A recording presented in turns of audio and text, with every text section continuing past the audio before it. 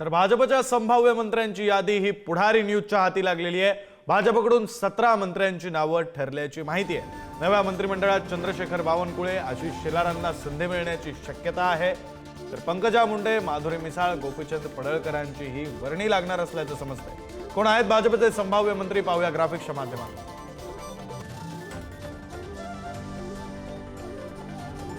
देवेंद्र फडणवीस, गिरीश महाजन, रवींद्र चव्हाण, मंगल प्रभात लोढा,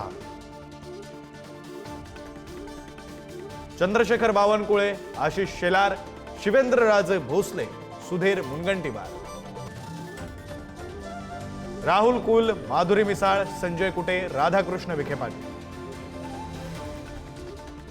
गणेश नाईक, गोपीचंद पडळकर, पंकजा मुंडे, राणा जगजित सिंग हे भाजपचे संभाव्य मंत्र्यांची ही यादी पुढारी न्यूजच्या हाती लागलेली आहे। आता खरं तर काल अभूतपूर्व असं यश महायुतीने मिळवलं। त्यानंतर तीनही पक्षांकडून अर्थातच मंत्रीपद कोणाला द्यायची या संदर्भातली चर्चा, या संदर्भातल्या बैठका सुरू झाल्या असतील आणि या सगळ्या गडबडीमध्ये भाजपकडून नेमक्या कोणाच्या नावाची चर्चा आहे, कोणाला मंत्रीपद मिळू शकतात याची यादी ही पुढारी न्यूजच्या हाती लागलेली आहे।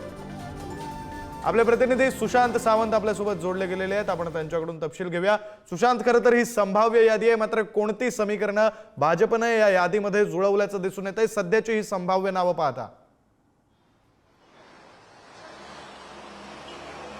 विक्रांत, आपण जर बघितलं असेल तर आपल्या हातीची काही नावं आलेली आहेत। त्यामध्ये मोठ्या चेहऱ्यांना जी आहे ती संधी देण्यात आली। यामध्ये आपण जर बघितलं असेल तर गिरीश महाजन यांना कुठेतरी संधी मिळू शकते संभाव्य मंत्रिमंडळात असं म्हटलं जातंय। त्यासोबत रवींद्र चव्हाण, मंगल प्रभात लोढा, चंद्रशेखर बावनकुळे जे आता भाजपचे प्रदेशाध्यक्ष आहेत आणि त्यांनी मागील जेव्हा ते प्रदेशाध्यक्ष झाले तेव्हापासून त्यांनी संपूर्ण महाराष्ट्र पिंजून काढला होता आणि त्याचंच हे चित्र विधानसभा निवडणुकीच्या निकालाला आपल्याला पाहायला मिळालं। त्यानंतर आशिष शेलार जे मुंबई भाजपचे अध्यक्ष आहेत आणि मुंबई महानगरपालिका निवडणूक बघता आशिष शेलार यांची देखील मंत्रिमंडळात वर्णी लागू शकते। त्यासोबत शिवेंद्रराजे भोसले सर्वाधिक मताधिक्य मिळालेले भाजपचे आमदार आहेत आणि मराठा चेहरा आहेत, त्यामुळे त्यांना देखील या संभाव्य मंत्रिमंडळात त्यांना संधी मिळू शकते असं म्हटलं जात आहे। दुसरीकडे सुधीर मुनगंटीवार भाजपचे ज्येष्ठ नेते आहेत, वनमंत्री राहिलेले आहेत। जेव्हा 2014ला राज्यात महायुतीचं सरकार आलं तेव्हा देखील ते मंत्री होते आणि त्यानंतर 2022ला ज्यावेळी शिंदे सरकार स्थापन झालं त्यावेळी देखील ते राज्यात भाजपचे मंत्री होते।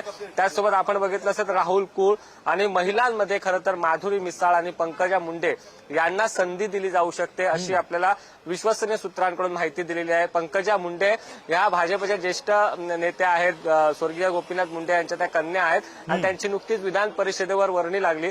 त्यानंतर आता त्यांना मंत्रिमंडळात देखील त्यांचा सहभाग सुशांत खरं आहे। त्यामुळे ही संभाव्य यादी आहे आणि या संभाव्य यादीतली किती नावं ही अगदी शेवटच्या यादीपर्यंत पोहोचतात आणि या सगळ्यांना संधी दिली जाते का, त्यासोबतच त्यांच्या मित्रपक्षांमधून कोणाला संधी दिली जाते, कोणकोणती समीकरणं जुळवली जातात मंत्रिपदाच्या चेहऱ्यामध्ये, हे सगळं पाहणं महत्त्वाचं असणार आहे। धन्यवाद तुम्ही दिलेल्या सविस्तर माहितीसाठी।